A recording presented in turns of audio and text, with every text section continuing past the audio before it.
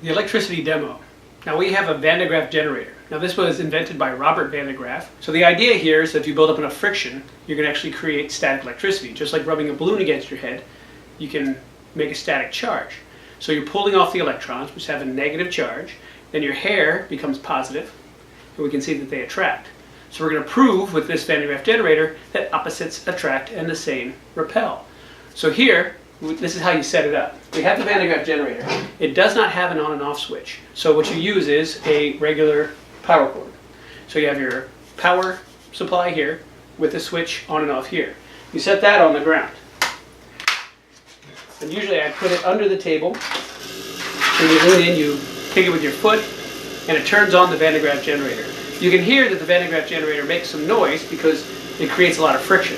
So as soon as it turns on, I can actually start to feel the hairs in my arm start to stand up because it's building that static charge. Now the hairs in my arm collect those electrons, and each hair in my arm, because it's negatively charged, that's why they stick out. So here's what you tell the students. This is a Van de Graaff generator. You can actually hear it moving. There's an electric motor inside that's spinning a big rubber band, and that has this big silver ball on top. Now this silver ball is collecting what we call electrons. Everyone say electron, electricity, electron, electricity. There's no coincidence that electron sounds like electricity because electrons make up electricity. So there's billions and billions of electrons flowing around here, and this is all electrons that are still. That's why we call it static. It's static electricity, which is unlike the electricity flowing through your light bulbs, which is constantly moving. So here, this electricity will stay there and build up a charge until it releases. Now you can actually see it release, and it will let go a little bit of lightning. You're going to see little lightning.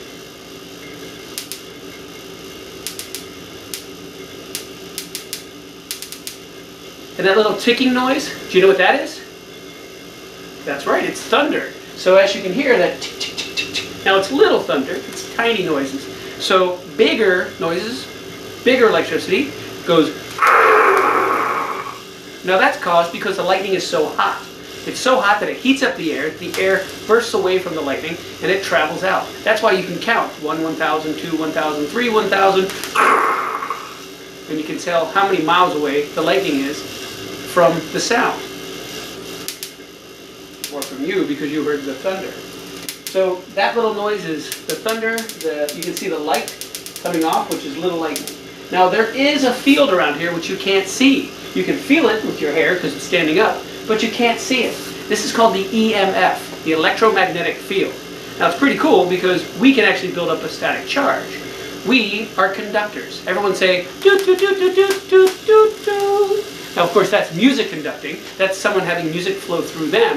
This is electrical conducting, meaning electricity flows through us. That's why you should never wave at lightning. Don't go, hi lightning, because the smallest thing in a field, or the tallest thing in a field, closest thing to the lightning, could get struck. So if there's ever a thunder and lightning storm, if you hear the thunder and lightning alarms go off, make sure you get inside, get low. You can even be safe in a vehicle. Just don't be playing out in the middle of the field going, lightning, hi, how are you?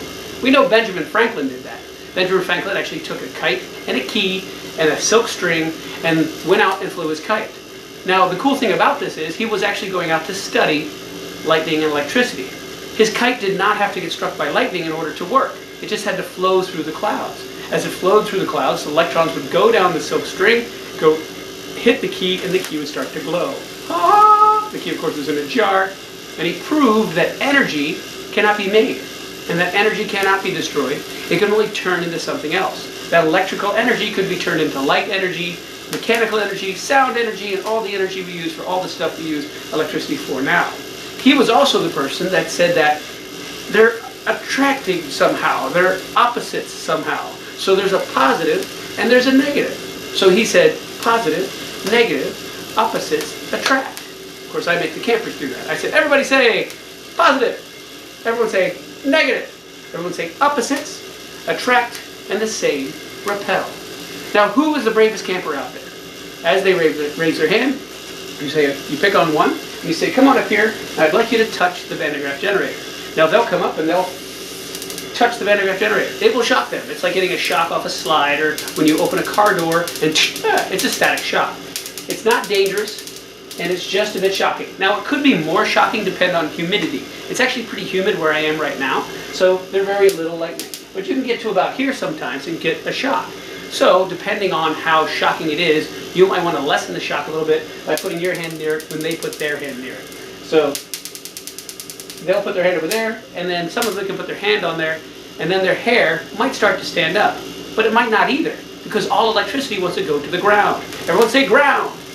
So when you look at a 3-prong plug, it has a positive, it has a negative, and it has that other piece, which is a ground. A lot of people think that other piece is for more power. It's not. It's a safety feature to make the electricity go there and go away to the ground instead of shocking you. So you, when you're getting shocked, the electricity will flow through you because you conduct electricity, and it'll go to the ground. So that is why we use an insulator. Here we have literal insulation. We take the insulator, we put it down on the ground, and we have the camper stand on the insulator and then put their hand on the Van de Graaff generator. When they do that, then their hair will begin to stand up. Now I can actually feel my hair standing up right now. You might not be able to see it on camera because it would take a little while. Like I said, it's also humid here, so it would take more time for my hair to stand up. But I tell the campers to shake their head like they're a supermodel, and as they do that, it spreads out the hair, and then the hair would start to stand up, and I could actually put my hand above their hair, and it would go up. Right now I can't because I'm filled with electrons, and I'm negatively charged. But you ask the question, why is every hair pushing away from every other hair? That's because they're all the same charge. Remember, opposites attract and the same repel, meaning every hair in my head is starting to repel from itself.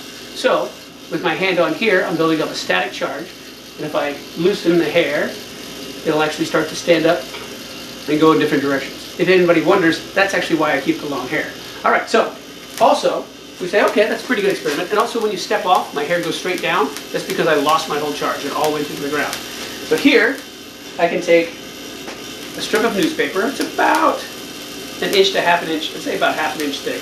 And you take that newspaper and you stick it on the side of the Van de Graaff generator.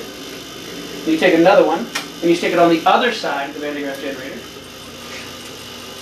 And you can see the same thing. So they're negatively charged, so they're building a charge. But now I'm positively charged. Because they're negatively charged, they're repelling and pushing away.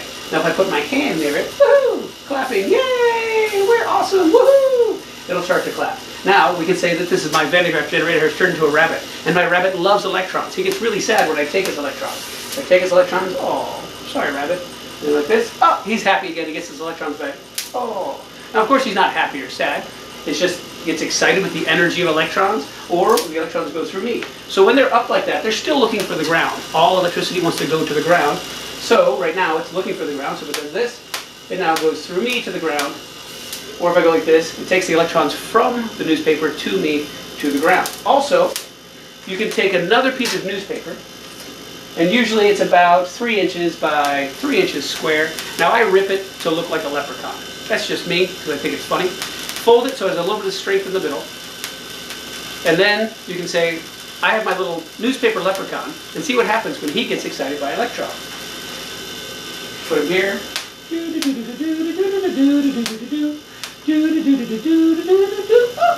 Oh, there he goes, he's upside down. Oh, there you go. So he's bouncing up and down. Now can anybody explain what's going on? Now you can listen to a bunch of hypotheses from the students as they tell you why he's going up and down. Most of them will realize that it has to be something with the negative and the positive. When he goes to the Van de Graaff generator, whoop, and he leaves. When he went to the Van de Graaff generator, he got a negative charge. When he went to my hand, all the electrons went through my body to the ground, and then he became positively charged. So then he was again attracted to the Van de Graaff generator, where he picked up electrons, went up here, released the electrons, became positive, went to negative, positive, negative, positive, negative, positive, negative, positive, negative, and you can observe it as he bounces up and down. So it's kind of like he's a bus for electrons. He's the electron bus.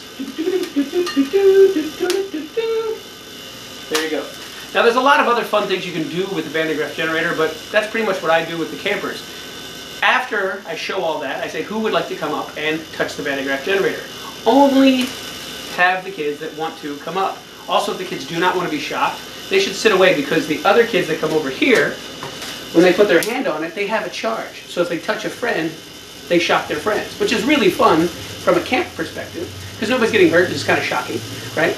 And so they can choose a friend to stand there. Now you make rules. Before you put your hands on there, only one person puts their hand on at a time. And everyone has to stay a certain amount away. You put a chair or a tape line that says, do not pass this line. The person at the Van de Graaff generator can call the next person up if they want to get shocked. And then they zap them, and then that's their turn. They get off the Van de Graaff generator, and then it goes to someone else. I think my hair is standing up pretty good, so I'm just going to leave it there for a second. So also, too, you can say, make an observation. When somebody touches someone else, notice their hair goes down. It's because they've released all those electrons. Until those electrons build up again, their hair will not go back up. There it is, Van de Graaff generator.